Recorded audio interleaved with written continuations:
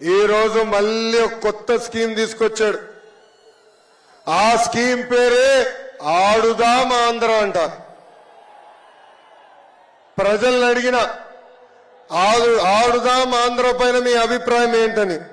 మా జీవితాలతో ఆడాడు, చాలు బాబు, ఈ కార్యక్రమం మాకు వద్దునే వద్దన్నారు.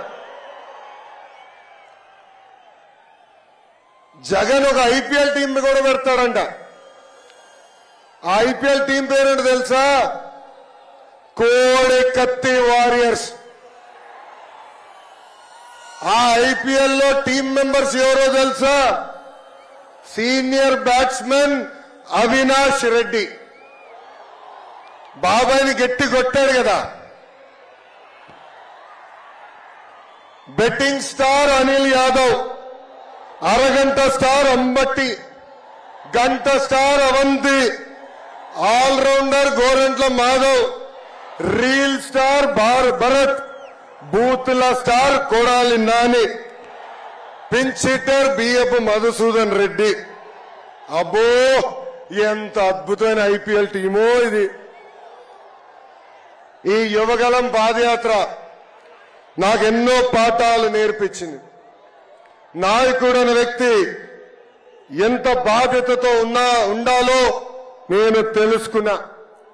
ఒక నాయకుడు చేసిన తప్పుల వల్ల రాష్ట్ర ప్రజలు ఎంత ఇబ్బందులు పడుతున్నారో కల్లారా నేను చూశా.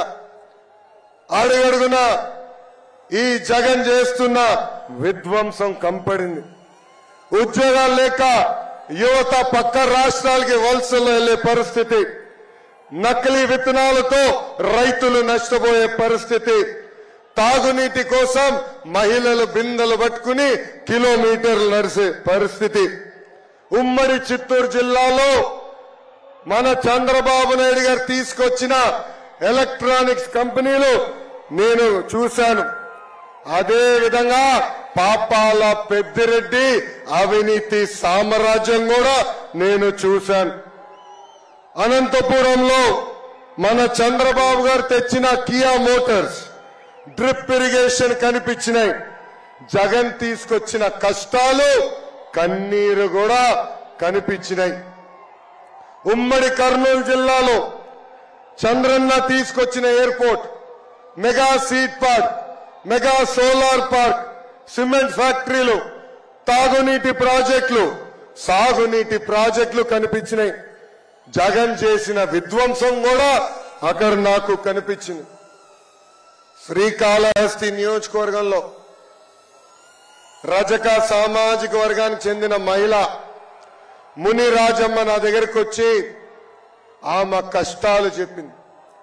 అది చూసి అక్కడున్న పిల్ల సైకో బిఎఫ్ మధుసూదన్ రెడ్డి మునిరాజమ్మ ఉన్న చిన్న బండిని ధ్వంసం చేశాడు. ఏకంగా మునిరాజమ్మ ఆయన కాలు పట్టుకుని క్షమాపణ కోరితేనే వదిలిపెడతానన్నాడు. కానీ మునిరాజమ్మ తగ్గలేదు. ఆమె ధైర్యానికి నా హ్యాట్స్ ఆఫ్. పలమనేరులో మిస్బా తల్లిదండ్రులు నేను కలిశాను. మిస్బా 10వ తరగతి పాప, అన్ని సబ్జెక్ట్స్ లో ఫస్ట్ ర్యాంక్. ఆమె డైరీ కూడా చదివా. ఆమె డైరీలో చాలా స్పష్టంగా డాక్టర్ అవ్వాలన్న కోరిక ఉందని రాసింది. ఆ మిస్బా అన్నిట్లో ఫస్ట్ ర్యాంక్ వస్తుందని, ఏకంగా వైకాపా నాయకుడు కూతురు సెకండ్ ర్యాంక్ వస్తుందని మిస్బాకి టీసీ ఇప్పించి పంపించారు. అది తట్టుకోలేక మిస్బా ఆత్మహత్య చేసుకుంటాం కూడా చాలా చాలా బాధాకరం. ఎమ్మిగనూరు నియోజకవర్గంలో రంగమ్మ తన భర్త 12 ఎకరాల కౌలుకు తీసుకుని అప్పుల పాలయ్యి ఆత్మహత్య చేసుకున్నారు. ప్రభుత్వం కనీసం ఒక చిల్లి గవ్వ ఆ కుటుంబానికి ఇవ్వలేదు. కానీ ఆ కుటుంబం